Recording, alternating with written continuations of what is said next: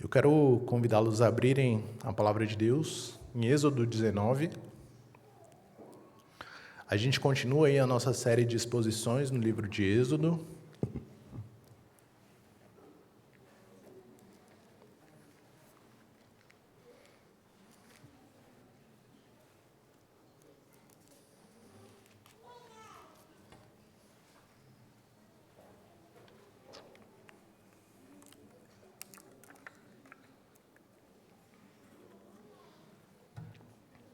Êxodo capítulo 19, nós vamos ler os versos de 1 a 15. Êxodo 19, de 1 a 15, e diz assim a palavra do Senhor. No terceiro mês, depois da saída dos filhos de Israel da terra do Egito, no primeiro dia desse mês, eles chegaram ao deserto do Sinai. Tendo partido de Refidim, vieram ao deserto do Sinai, no qual acamparam. Ali Israel acampou, em frente ao monte. Moisés subiu para encontrar-se com Deus, e do monte o Senhor o chamou e lhe disse: Assim você falará à casa de Jacó e anunciará aos filhos de Israel: Vocês viram o que eu fiz aos egípcios e como levei vocês sobre asas de águia e os trouxe para perto de mim. Agora, pois, se ouvirem atentamente a minha voz e guardarem a minha aliança, vocês serão a minha propriedade peculiar dentre todos os povos, porque toda a terra é minha, e vocês serão para mim um reino de sacerdotes e uma nação santa. São essas as palavras que você falará aos filhos de Israel. Moisés foi, chamou os anciãos do povo e expôs diante deles todas estas palavras que o Senhor lhe havia ordenado. Então todo o povo respondeu a uma só voz: Tudo que o Senhor falou, faremos. Moisés relatou ao Senhor as palavras do povo. O Senhor disse a Moisés: Eis que virei a você numa nuvem escura, para que o povo ouça quando eu falar com você, e para que também creiam sempre em você. Porque Moisés tinha anunciado as palavras do povo ao Senhor. E o Senhor disse a Moisés: Vá ao povo e consagre-o no dia de hoje e amanhã, que eles lavem as suas roupas e estejam prontos para o terceiro dia. Porque no terceiro dia o Senhor, à vista de todo o povo, descerá sobre o monte Sinai. Marque ao redor do monte limites para o povo, dizendo: Tomem cuidado para não subir o monte nem tocar a sua extremidade. Todo aquele que tocar o monte será morto. Mão nenhuma tocará nele. Se o fizer, será apedrejado ou flechado. Quer seja animal, quer seja homem, não viverá. Quando soar longamente a trombeta, então subirá o monte. Moisés desceu do monte para junto do povo e consagrou o povo, e lavaram as suas vestes. E Moisés disse ao povo: Estejam prontos no terceiro dia, que até lá ninguém tenha relações com a sua mulher. Até aqui a palavra do Senhor, vamos orar? Deus, que o Senhor possa falar ao nosso coração como povo do Senhor reunido aqui, para que a gente não apenas compreenda intelectualmente, mas que seja transformado em nosso interior pela Tua palavra. Para isso nós suplicamos pela ação do Teu Santo Espírito, em nome de Jesus. Amém. Queridos, hoje a gente vai falar do tema Aliança e Consagração no Templo Monte. Aliança e consagração no Templo Monte é o tema da nossa mensagem. E eu quero começar contando para vocês, talvez alguns já saibam, que o comediante Whindersson Nunes lançou há alguns anos um show de comédia chamado Isso Não É um Culto. E aí, recentemente, ele lançou um outro show de comédia chamado Isso Definitivamente Não É um Culto. Ed Renekiewicz curtiu isso e recentemente lançou um evento chamado Isso Não É uma Igreja. Qual que é meu ponto aqui, irmãos?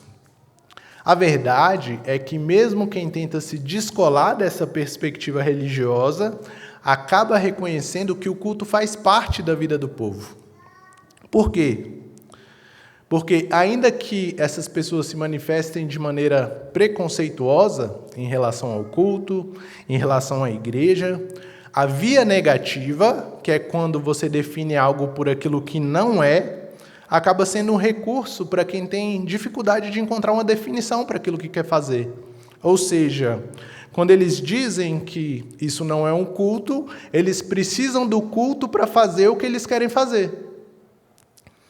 Mas perceba que o maior problema não é a confusão dos humoristas e dos falsos mestres que fazem espetáculos que não são cultos e não são igrejas. O maior dano para a vida cristã é quando os próprios crentes e até mesmo pastores dentro do evangelicalismo brasileiro parecem não saber o que o culto é. Porque isso acaba promovendo uma espetacularização gospel que a gente vê nas igrejas e nas redes sociais também. Pessoas que se filmam chorando e orando nas igrejas em busca de curtidas, de likes, de compartilhamentos. Pastores que pregam pensando nos cortes para viralizar nas redes sociais. Igrejas que fazem dancinhas para divulgar suas programações na internet.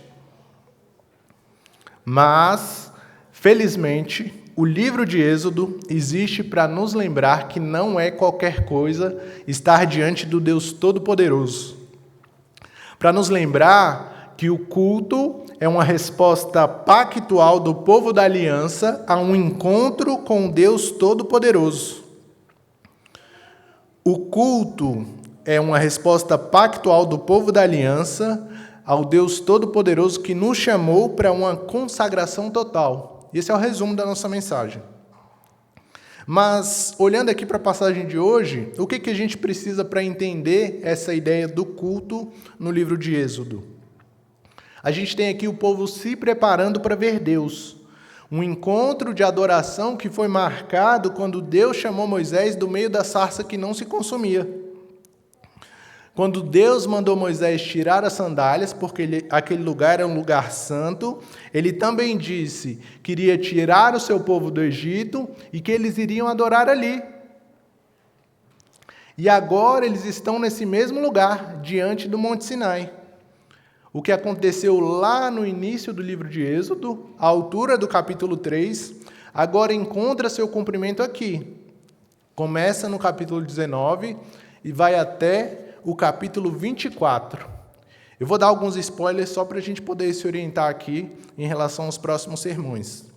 No capítulo 19, a gente vai ver essa chegada do povo ao Sinai.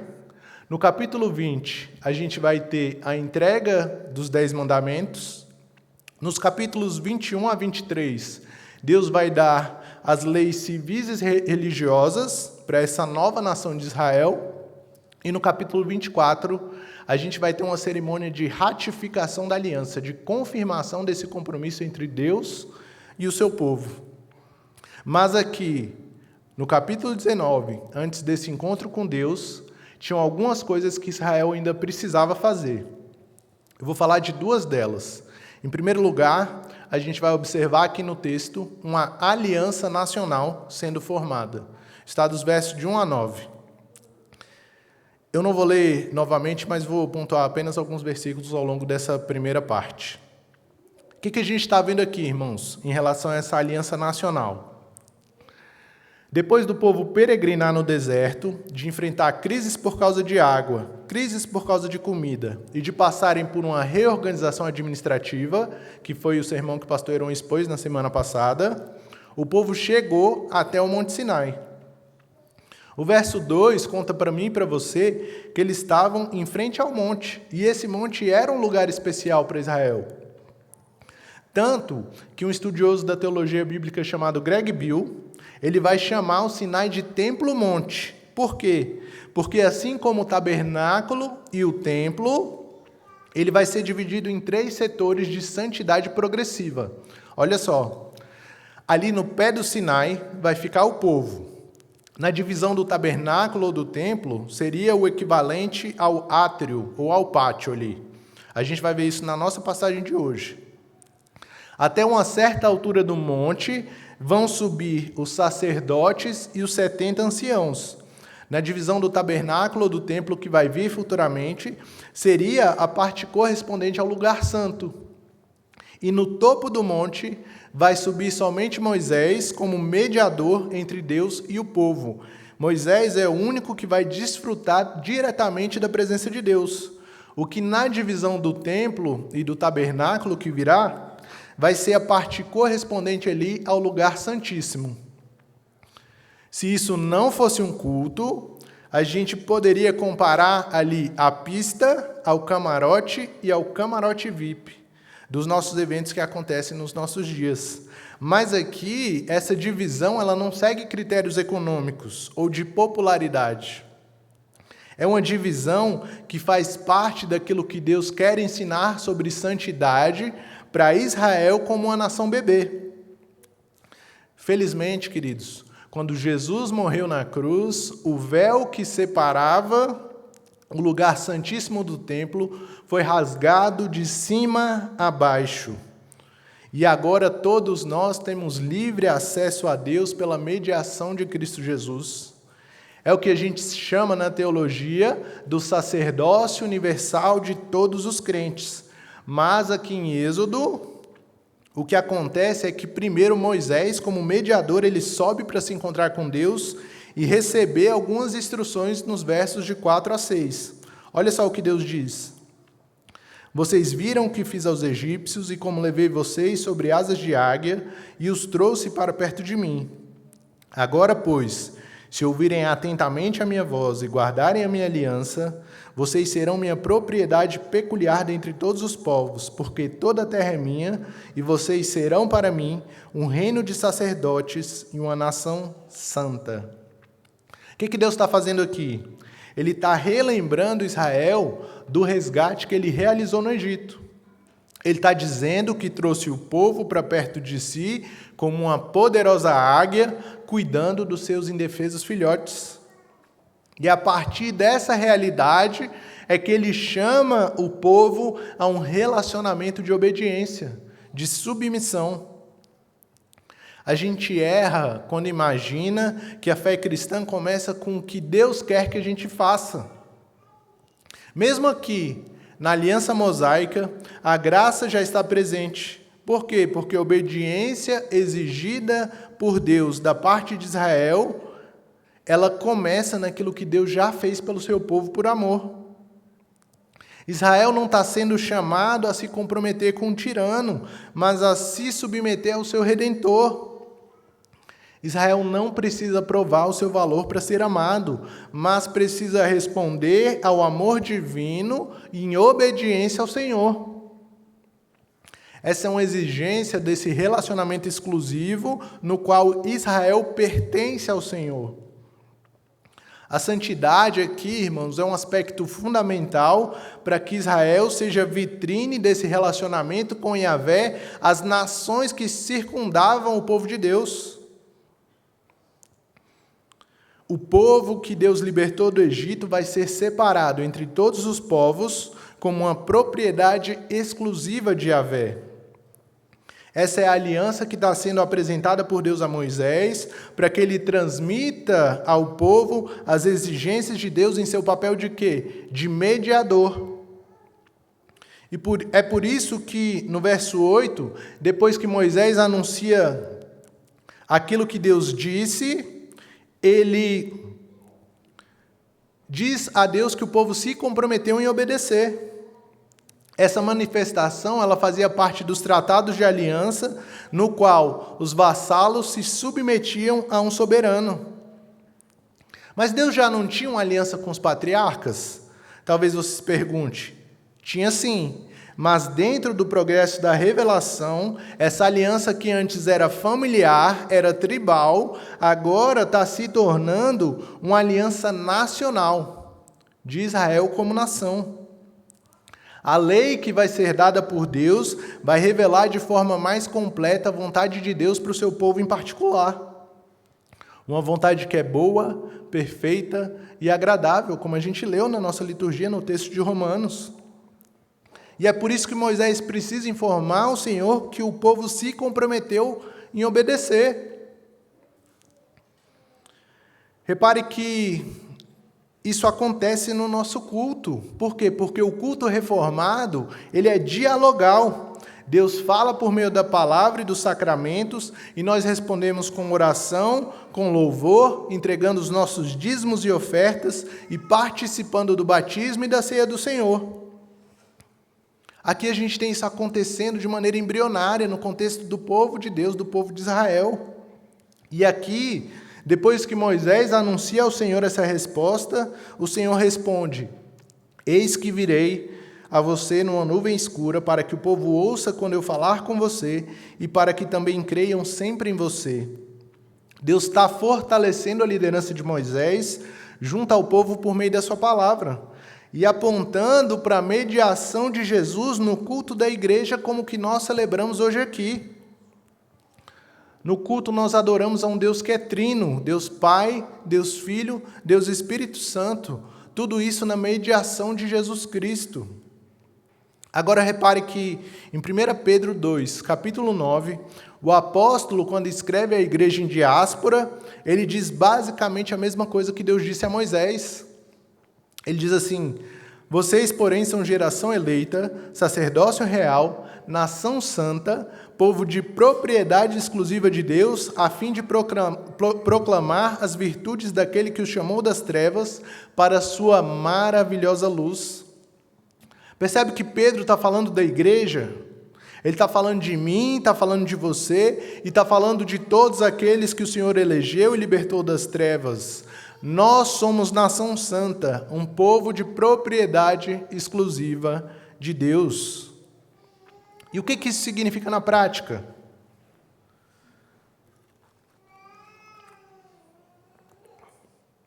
Em primeiro lugar, queridos, isso significa que nenhum de nós é dono do nosso próprio nariz.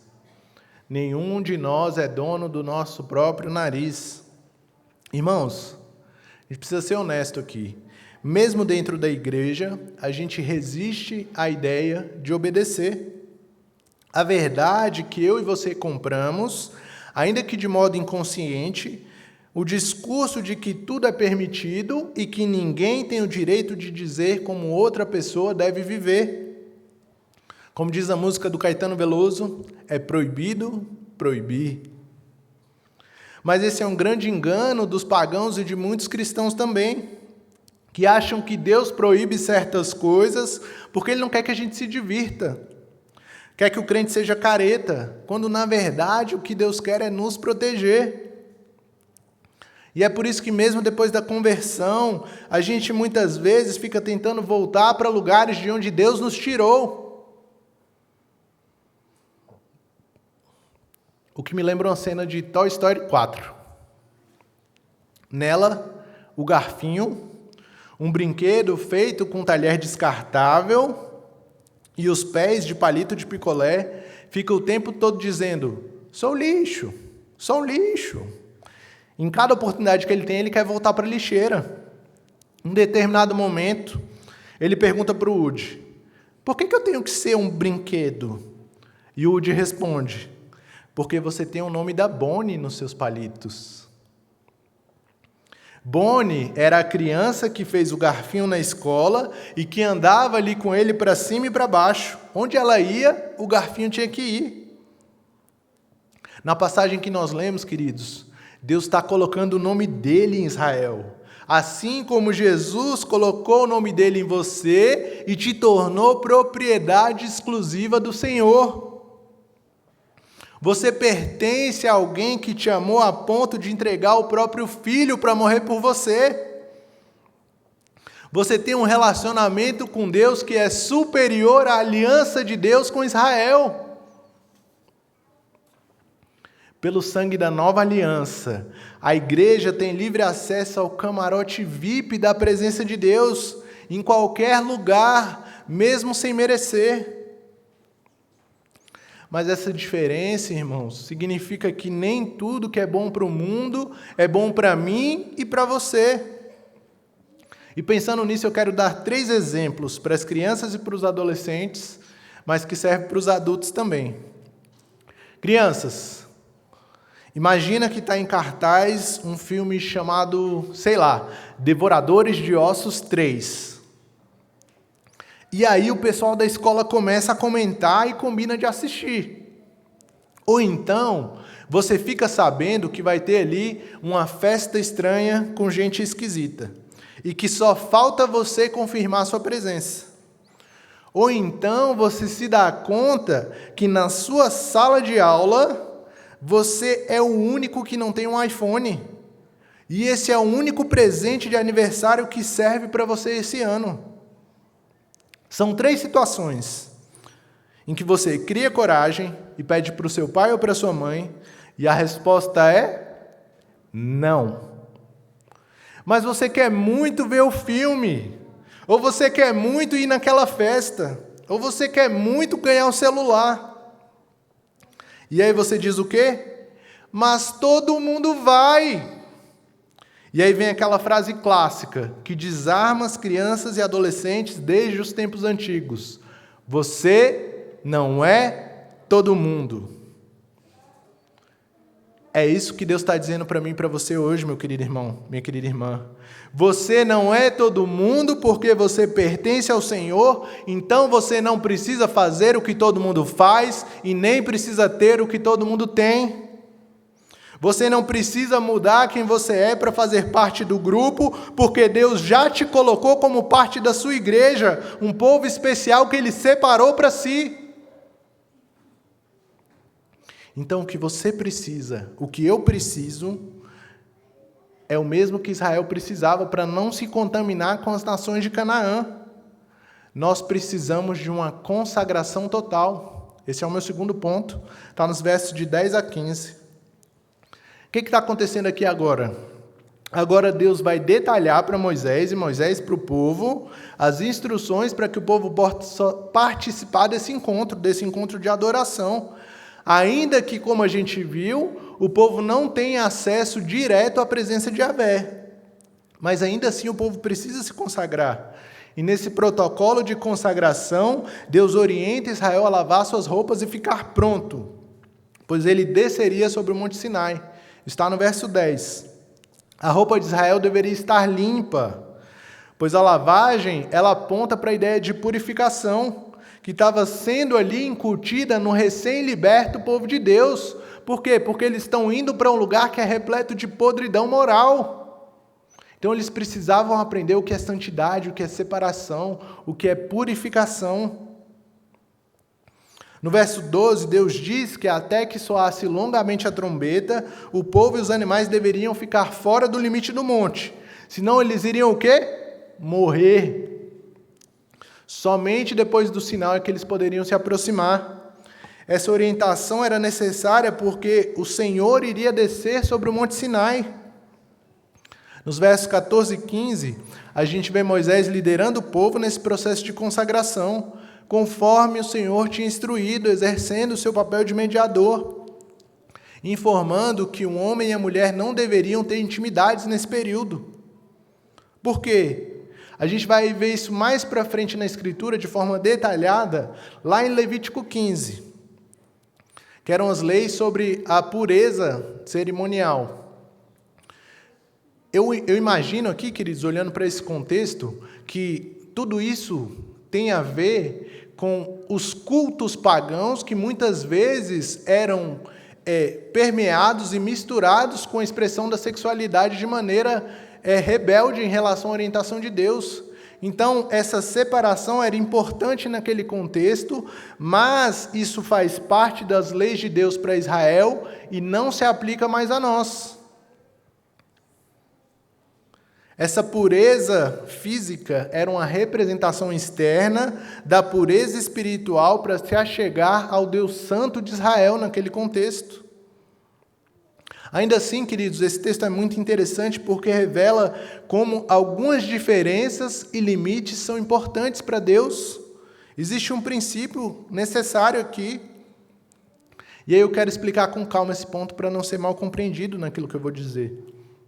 Existe um discurso contra a dicotomia, a separação entre aquilo que é profano e que é sagrado. Faz parte da teologia reformada. Eu concordo com essa visão, Mas com base nesse texto aqui, eu quero defender que o encontro com Deus no culto público, ele possui um lugar especial na vida da igreja. Por quê? Porque muitas vezes a gente entende essa consagração total, essa inexistência de uma barreira entre o sagrado e profano, que faz parte da reforma, como uma secularização total. E não é isso que a Bíblia está dizendo.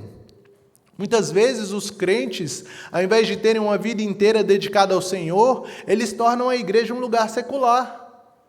Fazem um movimento inverso ao que era proposto pelos reformadores.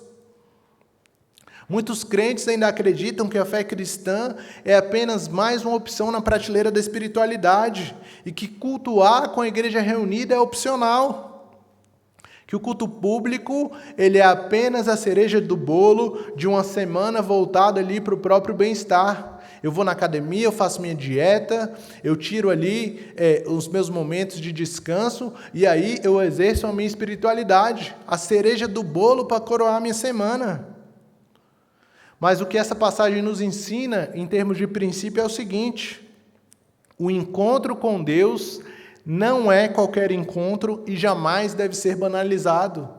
O encontro com Deus não é qualquer encontro e jamais deve ser banalizado.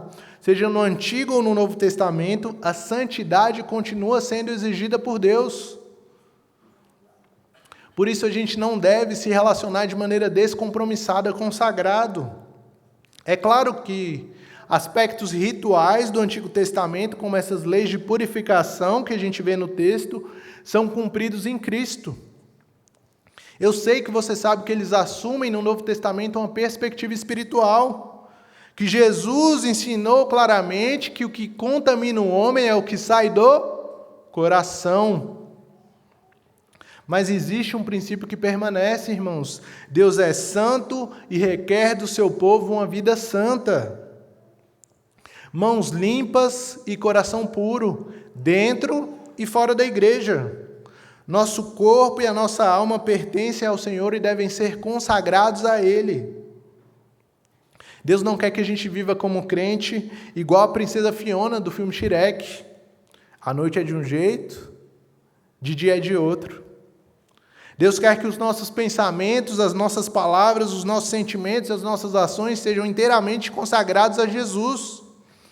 Isso significa que a gente precisa parar de tentar agir como um camaleão, tentando se camuflar em cada ambiente onde a gente chega e passar despercebido em meio à multidão. Por quê? Porque Deus nos chamou para sermos separados como povo dele. Hoje a gente viu Deus dando instruções muito claras para que o povo pudesse participar desse encontro. E quem desobedecesse ia morrer, meus irmãos. Infelizmente, muitos cristãos têm se aproximado de Deus sem nenhum temor, como se estivessem diante da presença de um igual.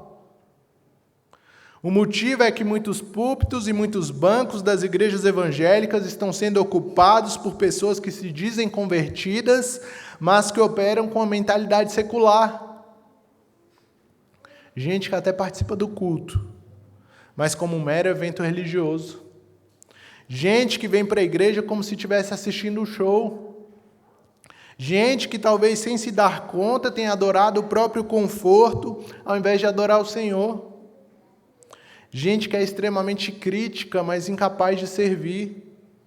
Gente que confunde cultuar a Deus com se emocionar. Diz que o culto não foi bom porque não sentiu a presença de Deus e porque não chorou. Mas o culto é para Deus. Nós não devemos nos enganar, queridos. Pensar que só existe gente convertida na igreja é uma ilusão. A gente também não deve pensar que todos que estão aqui têm a mesma maturidade espiritual. Mas a gente precisa, todos nós, crescermos em santidade e buscar viver uma vida de consagração ao Senhor. Isso não significa de forma alguma ser perfeito, porque perfeito somente Jesus. Nós seremos perfeitos na eternidade. Mas lutar constantemente, de maneira vigilante contra o pecado. O pastor Kevin DeYoung, no seu livro Brecha na Santidade, colocou isso de uma maneira bem dura, mas também verdadeira.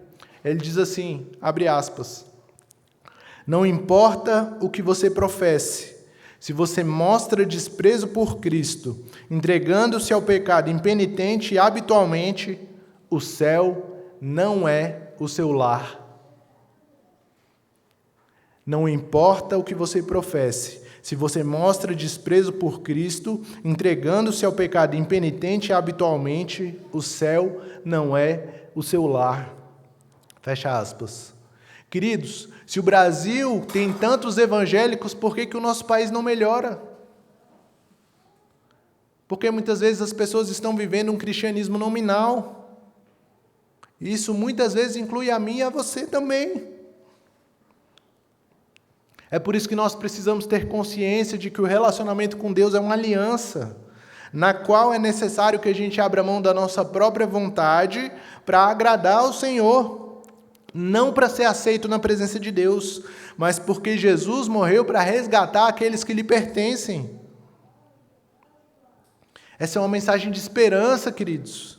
Ao invés de esperar o domingo para assistir um show da fé, que a gente possa experimentar como é bom pertencer a Jesus. E é nesse sentido de consagração que a nossa confissão de fé, no capítulo que trata do culto religioso e do domingo, vai enfatizar a importância da gente preparar o nosso coração e ordenar com antecedência os nossos negócios. Para quê? Para que o domingo seja verdadeiramente um dia separado para o Senhor. E eu oro para que esse seja o desejo do seu e do meu coração também. Para que a gente deixe de, em muitas situações, ser um crente camaleão e passe a ser verdadeiramente luz para as nações. Para que a gente possa anunciar o Evangelho onde o Senhor nos colocar. Para que a gente possa viver em total consagração ao Senhor, porque é isso que Deus quer de nós, queridos. Foi para isso que Ele nos libertou da escravidão, do pecado e da morte, para adorarmos o Seu santo nome. E eu quero concluir lembrando que a aliança e a consagração de Israel no Templo Monte são necessárias para o encontro com Deus, mas que são realidades provisórias cumpridas em Jesus. É por isso que hoje a nossa adoração ela não está restrita a um único lugar. Nós somos o templo no qual Deus veio habitar. Mas ainda assim, o encontro com Deus no culto público segue como um aspecto formativo para o cristão. É no culto que nós adoramos o nosso Redentor.